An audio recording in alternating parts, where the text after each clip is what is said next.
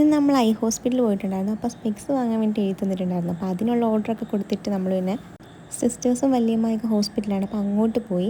അങ്ങോട്ട് പോയപ്പോൾ നമ്മുടെ കുഞ്ഞാവെ എടുക്കാൻ വേണ്ടി അമ്മ പോകുമായിരുന്നു. അപ്പം ഞാനും അമ്മായും കൂടെ അവളിങ്ങനെ ഓരോന്നൊക്കെ പറഞ്ഞ് കളിപ്പിച്ചുകൊണ്ടിരിക്കുകയായിരുന്നു. അപ്പോൾ അവൾ കുഴപ്പമൊന്നുമില്ലാതെ ഇങ്ങനെ ഇരുന്നു. അത് കഴിഞ്ഞ് ഐസോട്ടും വന്നു.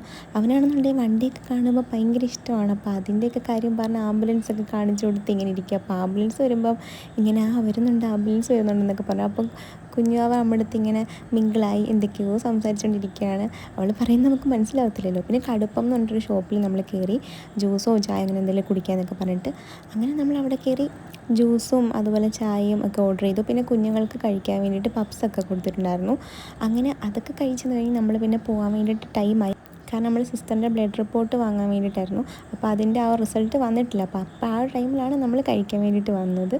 അപ്പോൾ 3 പേർക്കും പനിയൊക്കെ കഴിഞ്ഞ് വന്നതേ ഉള്ളൂ. ജ്യൂസ് കൊടുക്കണ്ടെന്ന് പറഞ്ഞപ്പോൾ 3 പേർക്കും ജ്യൂസ് കുടിച്ചേ പറ്റൂ. അങ്ങനെ ജ്യൂസൊക്കെ കൊടുത്തു.